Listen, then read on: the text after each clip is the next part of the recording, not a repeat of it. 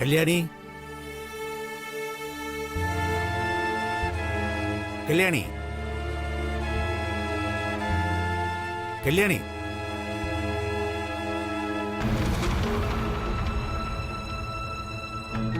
കല്യാണി,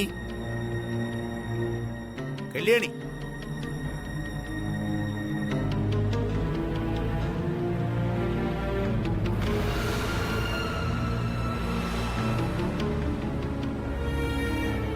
അവളവിടെ അമ്പലത്തിൽ പോയിട്ട് ഇതുവരെ വന്നില്ലച്ചാ.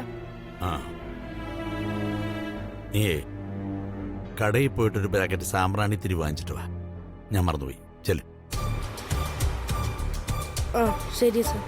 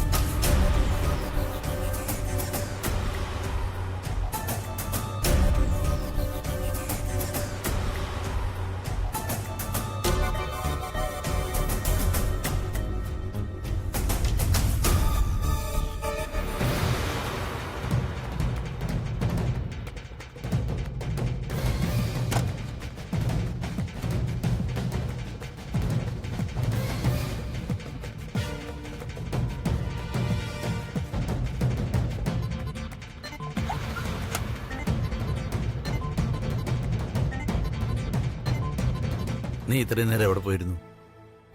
ഞാൻ അമ്പലത്തില്. ആ താലി നീ ഭണ്ണാരപ്പെട്ടിയിലിട്ടോ, അതോ ഇവിടുന്ന് മാറ്റി വേറെ എവിടെയെങ്കിലും ഒളിപ്പിച്ചു വെച്ചിരിക്കുകയാണോ? നിന്നെ എനിക്ക് അത്രയ്ക്ക് വിശ്വാസമില്ലാത്തോണ്ട് ചോദിച്ചതാ.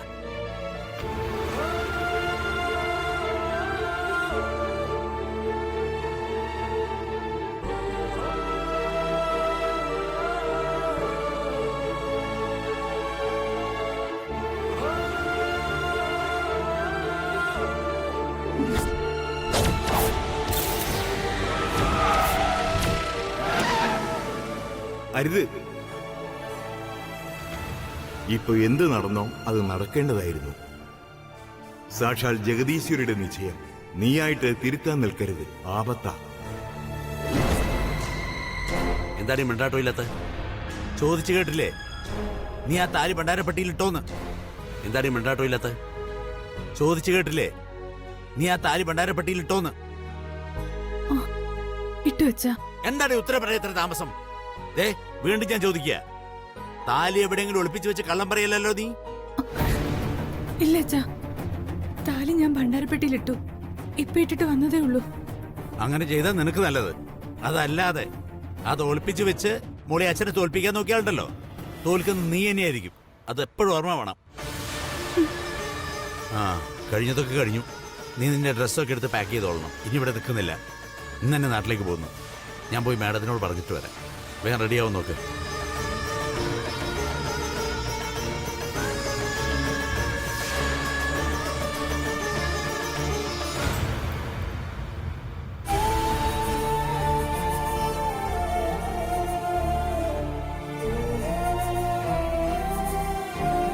Yes, it was truly an eye-opening experience.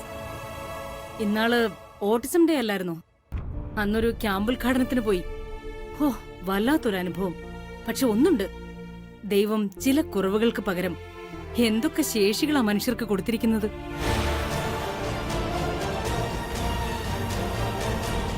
ആ കുഞ്ഞുങ്ങളുടെ ചെറിയ ചെറിയ പ്രകടനങ്ങൾ കാണുമ്പോ മനസ്സ് നിറഞ്ഞ് സന്തോഷിക്കുന്ന അവരുടെ അമ്മമാരുടെ കണ്ണിൽ നനവ് കാണണം.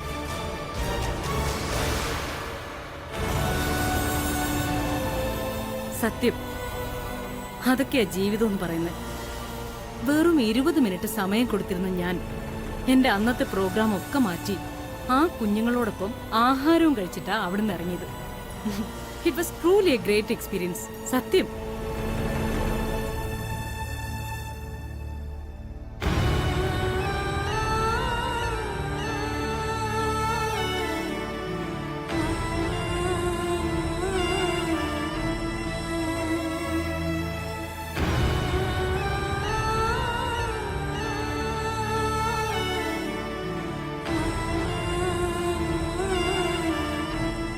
അമ്മേ, ആദ്യമായിട്ടാ ഞാൻ എന്റെ അച്ഛനോട് ഒരു കള്ളം പറയണേ.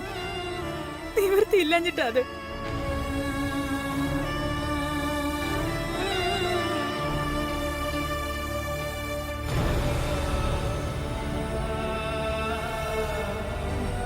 ഈ താലി ഇങ്ങനെ കെട്ടിയിരിക്കണത് ശരിയാണോ തെറ്റാണോന്ന് എനിക്കറിയില്ല അമ്മേ.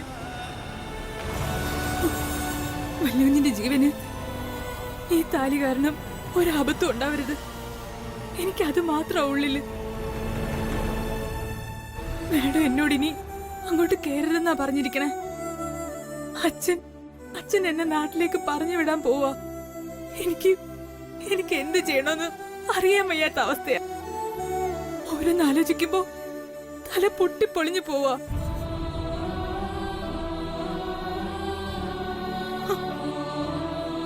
എന്താ അമ്മേ, എന്താ എനിക്ക് മാത്രം ഇങ്ങനെയൊക്കെ? ഞാൻ ഇതിനു വേണ്ടി എന്ത് പാപമാ ചെയ്തത്?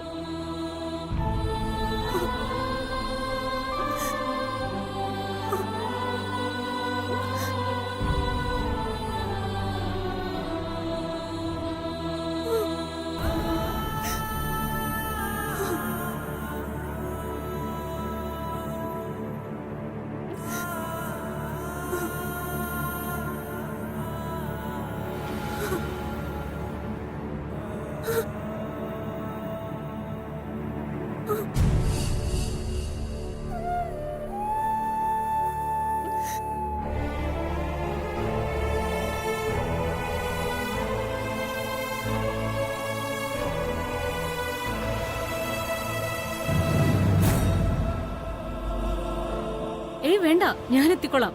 Okay, by. ആ കമല, മാഡം. അടുത്ത മാസം 17-ന് റോയൽ മിനി ഇൻഡസ്ട്രീസിന്റെ ഉദ്ഘാടനം രാവിലെ 10:30. നോട്ട് ചെയ്തേക്ക്. Okay madam. ദാസേട്ടാ വരൂ. ഞാൻ കമലയെ വിട്ട് ദാസേട്ടനെ വിളിപ്പിക്കാനിരിക്കുകയായിരുന്നു. അല്ല, കല്യാണി അവിടെ കണ്ടില്ലല്ലോ? അവളോട് ഞാൻ തുണിയൊക്കെ പാക്ക് ചെയ്യാൻ പറഞ്ഞിട്ടാ വന്നത്. വൈകിട്ട് ട്രെയിനുണ്ട്, അതിന് നാട്ടിലേക്ക് ഉണ്ടാക്കിയിട്ട് വരാമെന്നാണ് വിചാരിക്കുന്നത്. അക്കാര്യം മാഡത്തിനോട് പറയാൻ വേണ്ടിയാണ് ഞാനിപ്പോൾ വന്നത്. നോ ദാസേട്ടാ, അവളെ നാട്ടിലേക്ക് അയക്കണ്ട. ഞാൻ എന്റെ തീരുമാനം മാറ്റി. കല്യാണി ഇവിടെ തന്നെ വേണം, ഈ തൃച്ചംബരത്ത്. വേണ്ട മാഡം, വേണ്ട. മാഡത്തിനോട് വിശ്വാസവഞ്ചന കാണിച്ച അവളോട് മാഡം പുറത്താലും ഞാൻ പൊറുക്കില്ല. അവള് കുറച്ച് നാൾ ഇവിടുന്ന് നാട്ടിൽ പോയി നിൽക്കട്ടെ. അവളും ചെറുത് പഠിക്കാനുണ്ട് ഇനി.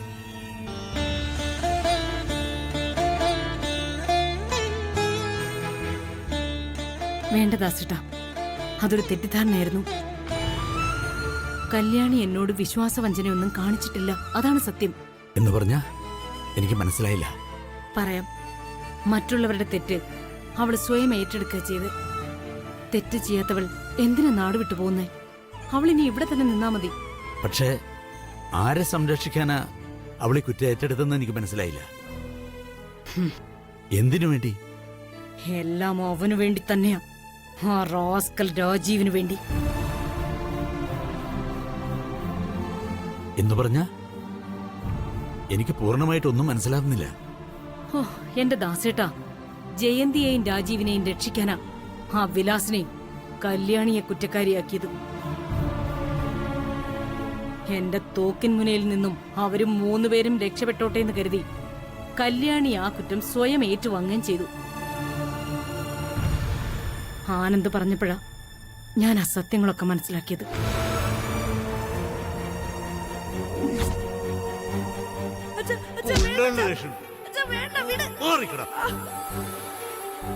നോക്ക്, ഇനി എന്നെ അച്ഛാന്ന് വിളിക്കരുത്. എനിക്ക് തന്നെ കാണണ്ട. സ്ഥിരം ചെയ്യുന്നൊരു കലാപരിപാടി ഉണ്ടല്ലോ, അതുപോലെ എവിടെ ഇറങ്ങിപ്പോക്കോ, ഞാൻ വരില്ല അന്വേഷിക്കാൻ. അത്രയ്ക്ക് വെറുത്തുപോയി തന്നെ ഞാൻ. നാശം പിടിച്ച ജന്മം.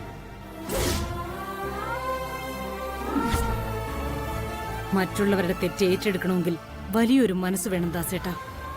ദാസേട്ടന്റെ മോൾക്കതുണ്ട്. അവള് വെറും ഒരു പെൺകുട്ടിയല്ല, പുണ്യം ചെയ്ത ജന്മം. അവളൊരു ഐശ്വര്യമായിട്ട് തൃച്ചംബരത്തെ അടുക്കളയിൽ തന്നെ വേണം. ദാസേട്ടൻ പോയി കല്യാണിയോട് ജോലിക്ക് വന്നോളാൻ പറയും. ഇപ്പൊ തന്നെ ചെല്ല്. ഉം.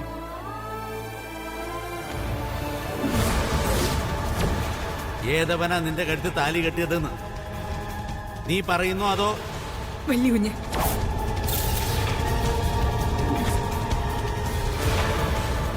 എന്താ ദാസേട്ടാ, ഞാൻ പറഞ്ഞൊന്നും വിശ്വാസമായില്ലേ? ദാസേട്ടൻ എന്താ വീണ്ടും ആലോചിക്കുന്നേ? അത് മാഡം പറഞ്ഞത് എതിർക്കുകയല്ല. പക്ഷെ അവള് കുറച്ചാള് നാട്ടിൽ നിന്നിട്ട് വരട്ടെ എന്നാ എന്റെ അഭിപ്രായം. ഇവിടെ വീണ്ടും നിന്നാ ചിലപ്പോ വലിയൊരു തെറ്റ് തന്നെ. ഛേ ദാസേട്ടാ, എന്താ ഇത്? ഞാൻ പറഞ്ഞു കഴിഞ്ഞില്ലേ, അവൾ ഒരു കുറ്റവും ചെയ്തില്ലല്ലോ. പിന്നെ എന്തിനാ ഇനിയും അവളെ നാട്ടിലേക്ക് പറഞ്ഞയക്കുന്നേ? ദേ, ഇതെന്റെ തീരുമാനം. തൃച്ചംബരത്ത് അഖിലാണ്ടേശ്വരി എടുത്ത തീരുമാനം. കല്യാണി തൃച്ചംബരം വിട്ട് എവിടെയും പോകുന്നില്ല. അവൾ ഇവിടെ തന്നെ നിൽക്കും. ദാസേട്ടൻ പോയി അവളെ വിളിച്ചോണ്ട് വാ. ഞാൻ സംസാരിച്ചോളാം അവളോട്. ചെല്ല. ശരി മാഡം.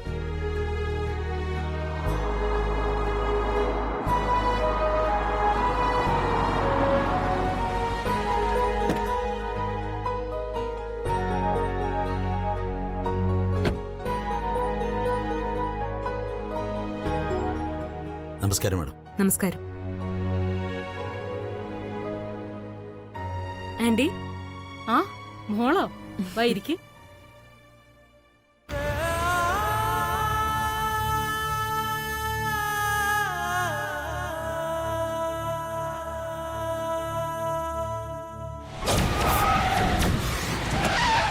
കെട്ടിയ പെണ്ണിന്റെ താലിഭാഗ്യം കൊണ്ടാ ജീവൻ തിരിച്ചു കിട്ടിയത്.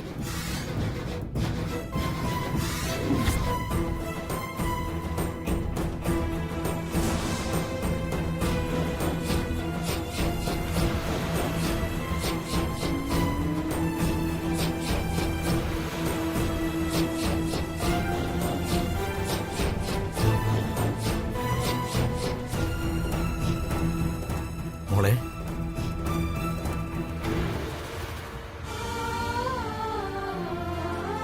മോൾ അച്ഛനോട് ക്ഷമിക്കേ. എനിക്ക് തെറ്റുപറ്റിപ്പോയി തോന്നുന്നു. എന്താ ചെയ്ത്? അച്ഛൻ എന്തിനാ എന്നോട് ക്ഷമ ചോദിക്കുന്നത്?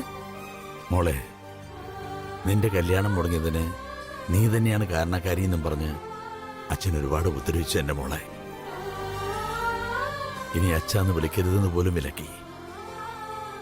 അതൊക്കെ എനിക്ക് പറ്റിയ തെറ്റെന്ന് ഞാൻ പറഞ്ഞത്. നോക്കുമോളെ, നീ അതൊക്കെ മറന്നു കളയണം. ഇപ്പൊ എനിക്ക് നിന്റെ അച്ഛനാന്ന് പറയുന്നതിൽ അഭിമാനം തോന്നുന്നേ. യഥാർത്ഥത്തില് കല്യാണം മുടക്കിയവരോട് ക്ഷമിച്ച് ആ കുറ്റം സ്വയം ഏറ്റെടുക്കാൻ ഈ ലോകത്ത് എന്റെ മോൾക്ക് മാത്രമേ കഴിയൂ. അതെല്ലാം അറിഞ്ഞപ്പോ അച്ഛൻ വൈകിപ്പോയി. മാഡം മോളെ തിരക്കുന്നുണ്ട്. മോളോട് വീണ്ടും ജോലി കയറാൻ പറഞ്ഞിരിക്കാം മാഡം. ഇനി മുതൽ നിന്റെ നിഴല് പോലും ഞാൻ കണ്ടേക്കരുത്. ഇറങ്ങിപ്പോ. പോകാൻ.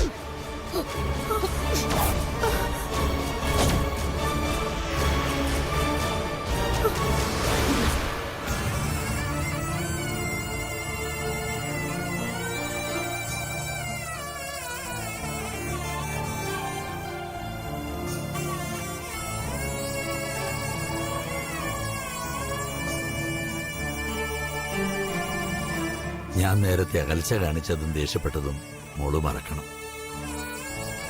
മോളിനി നാട്ടിലേക്ക് ഒന്നും പോണ്ട. പഴയതുപോലെ തൃച്ചംബരത്തിന് മോൾക്ക് ജോലി ചെയ്യാം. മാഡത്തിന് മോളോട് ഒരു പിണക്കുമില്ല. വേണ്ടച്ചാ, ഞാനിനി അവിടെ ജോലിക്ക് പോകുന്നില്ല. പറ്റില്ല എനിക്ക്. മോളങ്ങനെ പറയരുത്. മോളുടെ കയ്യിൽ യാതൊരു തെറ്റുമില്ല എന്ന് അറിഞ്ഞിട്ട് തിരിച്ച് ജോലിക്ക് വിളിച്ചിരിക്കുക. പോയില്ലെങ്കിൽ അത് മാഡത്തിന് വിഷമാവും. ഇല്ലച്ചാ, ഞാൻ നാട്ടിലേക്ക് പോവാ. അച്ഛൻ എന്നെ നാട്ടിലേക്ക് വിട്ടേക്ക്. അതാ എന്റെ തീരുമാനം. മോൾക്ക് അച്ഛനോടുള്ള ദേഷ്യം തീർന്നില്ല അല്ലേ? മോളെ, അച്ഛൻ അപ്പോഴത്തെ ദേഷ്യത്തിന് അങ്ങനെയൊക്കെ പറഞ്ഞു എന്ന് വെച്ച് മോളതൊന്നും മനസ്സിൽ വെക്കരുത്. എനിക്ക് മോളെ രക്ഷിക്കാനും ശിക്ഷിക്കാനും അവകാശമുണ്ട്. ഞാൻ നിന്റെ അച്ഛനാ. ഏയ്, അതൊന്നും അല്ലച്ചാ. എനിക്കറിയില്ല എന്റെ അച്ഛനെ. പിന്നെന്താ മോള് ജോലിക്ക് പോകുന്നില്ല എന്ന് പറഞ്ഞ് പറ. കല്യാണം കഴിഞ്ഞു പോയാലും തിരികെ വന്ന് ജോലി ചെയ്യാനുള്ള അവകാശം വാങ്ങിത്തരണമെന്ന് കാല് പിടിച്ച് കരഞ്ഞ ആളല്ലേ നീ, പിന്നിപ്പ എന്താ ഇങ്ങനെ? അതാ അച്ഛന് മനസ്സിലാവാത്തെ.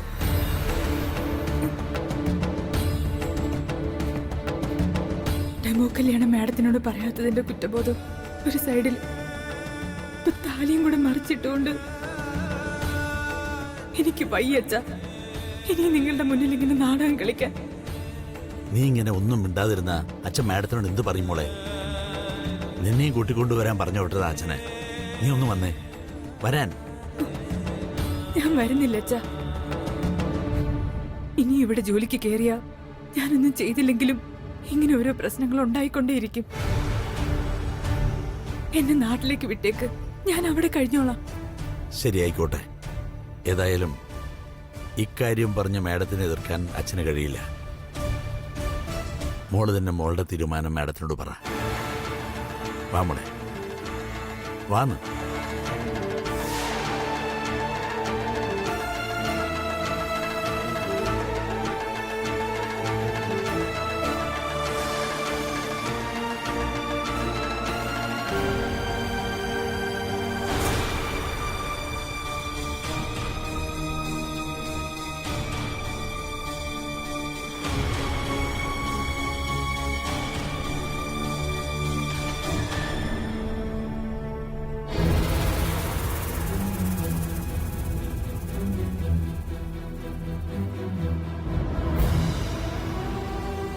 നീ എന്താ അവിടെ വെക്കുന്ന? അകത്തേക്ക് പോ മോളെ.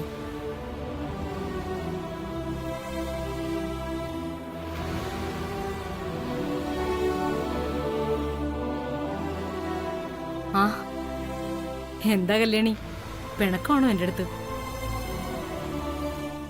എന്റെ മുഖം കാണാതിരിക്കാനായിരിക്കും നാട്ടിലേക്ക് പോകാനൊക്കെ തീരുമാനിച്ചത് അല്ലേ? അയ്യോ മാഡം, എനിക്ക് മാഡത്തിനോട് ഒരു പിണക്കവും ഇല്ല. എനിക്ക് ദൈവമാ മാഡം. ദൈവത്തെ ഉപേക്ഷിക്കാൻ ആർക്കാ പറ്റണേ? അറിയാം കല്യാണി, അറിയാം. തെറ്റ് ചെയ്തിട്ട് അതിൽ നിന്ന് രക്ഷപ്പെടാൻ നിരന്തരം കള്ളം കാണിക്കുന്ന എത്രയോ പേരുണ്ട് ഈ ലോകത്ത്. നമുക്ക് ചുറ്റും തന്നെ എത്രയോ പേരെ കാണാൻ പറ്റും. പക്ഷേ ചെയ്യാത്ത തെറ്റ് ചെയ്തു എന്ന് പറഞ്ഞുകൊണ്ട് ശിക്ഷ ഏറ്റുവാങ്ങുന്ന നിന്നെ പോലെയുള്ളവര് വളരെ കുറവാ. അതാ എന്റെ മനസ്സിൽ നീ അങ്ങ് സ്ഥാനം പിടിച്ചത്. വെറും സ്ഥാനമല്ല, ബഹുമാനം നിറഞ്ഞ സ്ഥാനം.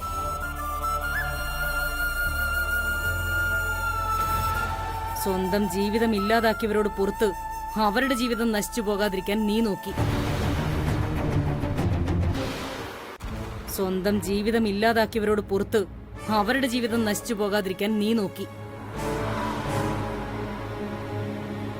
ഈ പ്രായത്തിൽ ഇത്രയും വലിയ മനസ്സ് ആർക്കും ഉണ്ടാവില്ല. പക്ഷേ ഒരു കാര്യം ഞാൻ പറയാം, മറ്റുള്ളവർക്ക് നന്മ ചെയ്യുന്നതിൽ തെറ്റില്ല. പക്ഷേ അതിലൊരു ന്യായമുണ്ടാവണം. വെറും അന്യായത്തിന് കൂട്ടുനിൽക്കാൻ പാടില്ല. നീ ചെയ്തത് ഒരു വലിയ അപരാധം മറച്ചുവെക്കല.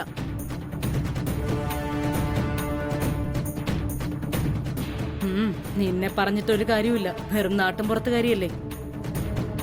ആർക്ക് എപ്പോ വേണമെങ്കിലും നിന്നെ പറ്റിക്കാൻ പറ്റും. പക്ഷെ ദേ ഇവളില്ലേ, ഇവളാണ് എല്ലാത്തിനും കാരണക്കാരിയെന്ന് ഞാൻ പറയും.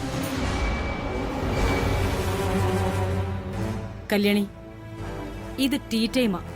നേരെ കിച്ചണിൽ പോയി നിന്റെ സ്പെഷ്യൽ കോഫി ഉണ്ടാക്കി കൊണ്ടുപോവാ. എന്നിട്ട് എല്ലാവർക്കും കൊടുക്ക്. പെട്ടെന്നാവട്ടെ.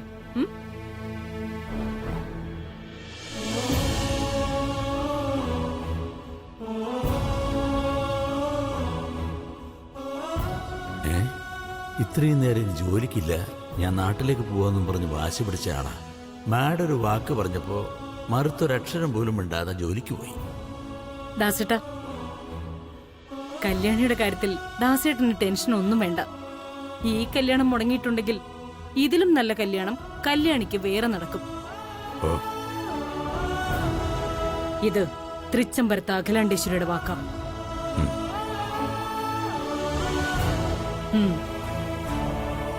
ഇത് നോക്ക്.